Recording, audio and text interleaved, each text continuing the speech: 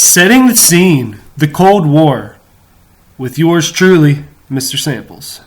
The Cold War was a state of political and military tension following World War II, and it was between the powers in the West against the powers in the East, mainly United States versus the Soviet Union. Thy enemy of my enemy is my friend. This quote is an ancient proverb which suggests that two opposing parties that have opposing views can or should work together against a common enemy. The key words here are opposing parties and working together when they have a common enemy.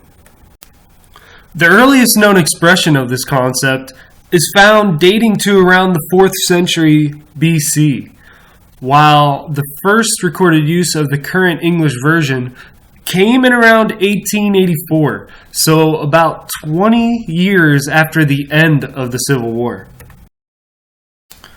During World War II, United States and Russia were able to work together. They were able to put aside some of their differences, and they were able to come together and defeat this evil power that they called Germany. And they were able to work together because they had this commonality and common enemy, and they were able to push aside some of their differences.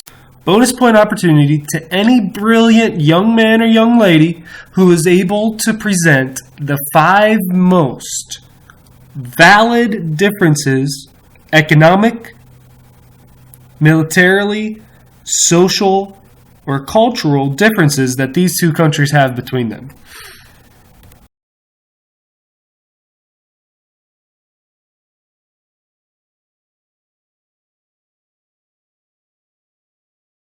The term arm race can be described as a competition between 2 or more parties that have the best armed forces. And each party is competing with one another in order to produce larger numbers of weapons, greater armies, superior military technology.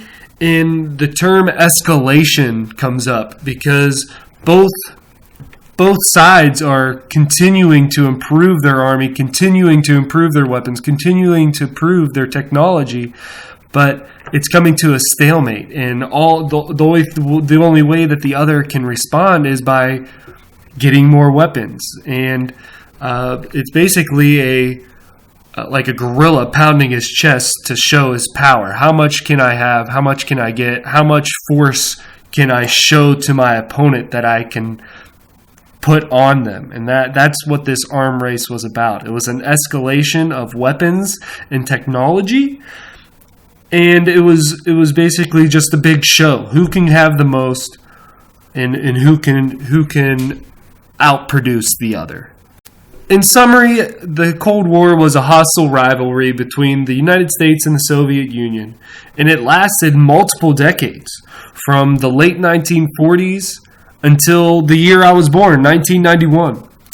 The war was called cold only because the United States and the USSR, also known as Russia, never fought each other in a direct military confrontation. They never shot each other. They never bombed each other.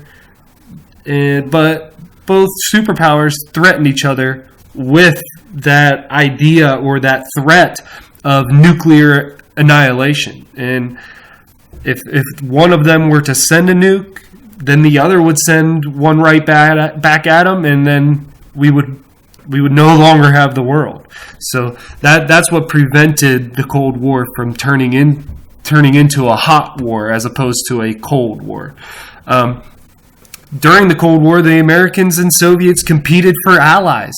And the reason for this was to maintain and widen their respective spheres of influence around the world. So what that means is to widen their control, their influence, their power around the world. Each side viewed the Cold War as a battle between civilizations. And it was a worldwide clash between American capitalism and Soviet communism. And only one of those powers could prevail. For more than 40 years, the Soviet-American conflict hung heavy over global affairs. It shaped the world with its massive military buildups, with the fear and a never-ending nuclear arms race. Like we learned in World War II, there was intensive spying on one another. They were trying to figure out what the other had, what kind of technology the other had.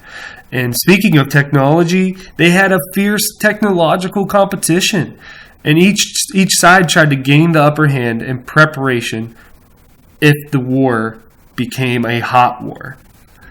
And lastly, we have many things to thank the Cold War from today.